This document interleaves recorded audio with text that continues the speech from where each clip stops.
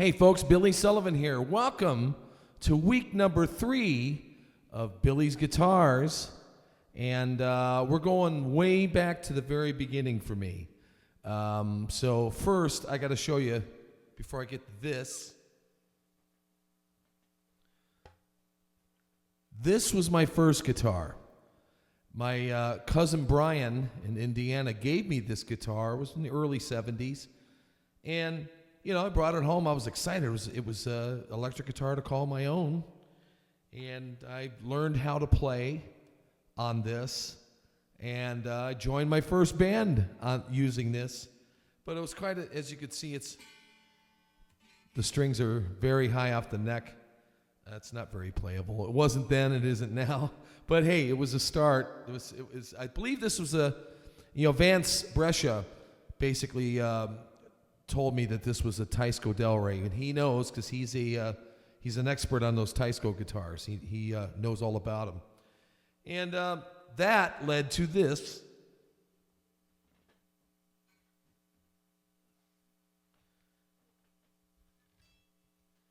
This is an Aria Les Paul copy, and this isn't the actual one that I had, but I found the identical one in later years, so I bought it just so I can have it. But this was the guitar that I got serious on. You know, basically the band was getting good. It was my first kind of Les Paul. It looked cool. It was black. It's made by Aria. It's different. It was a bolt-on neck. But this guitar is a beast. It's great. I'm surprised I didn't keep it. And that's when I saw this hanging on the wall of Guitar Center, I had to buy it because it just took me back. Took me back to 1975. So that.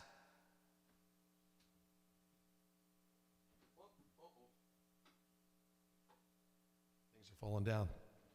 That led to this. Here, let me take that tuner off there. My prized possession. Gibson Les Paul Custom 1976, triple pickup, natural wood grain finish. My brother Dan bought me this guitar. You know, because he was he still is a big supporter in my career, and he was friends with other musicians. Rich Spina's band Love Affair and stuff, and he had always would talk me up to those guys, and basically in the 70s. Nobody really took you serious unless you owned a real Gibson and a Marshall amp. And I come home from school one day, and I walked in the house, and in the case was this, a Marshall half stack, a 100-watt half stack, and an Echoplex. I couldn't believe it.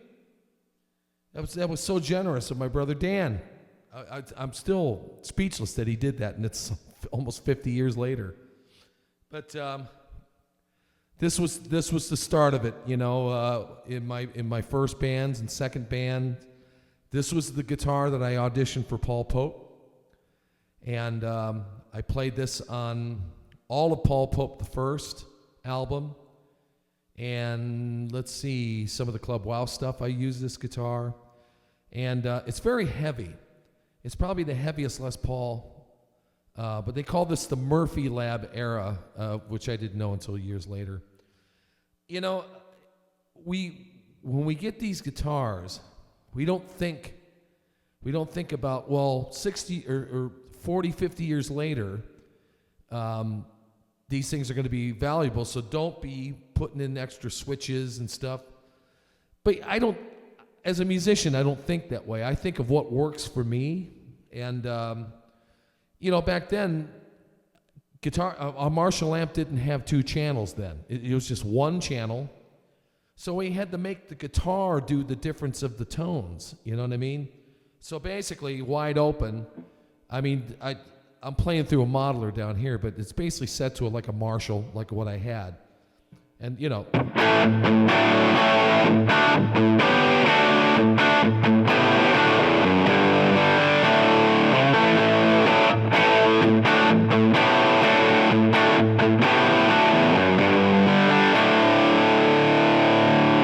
basically that one sound. And by this switch, it's called coil tapping for the bridge pickup. So it enables me to get,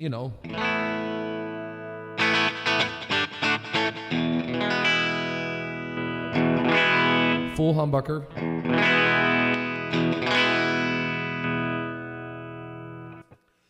Basically I devalued, the value of this guitar by making that modification, but hey, it works for me. I never plan on selling this, and that's what we do. We play these guitars to use them for what we need them for, not to 50 years down the line, I'm gonna sell it. That's not how I think.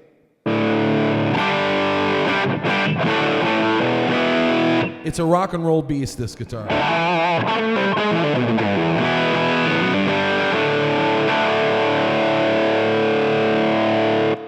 The 1976 Gibson Les Paul Custom Triple Pickup.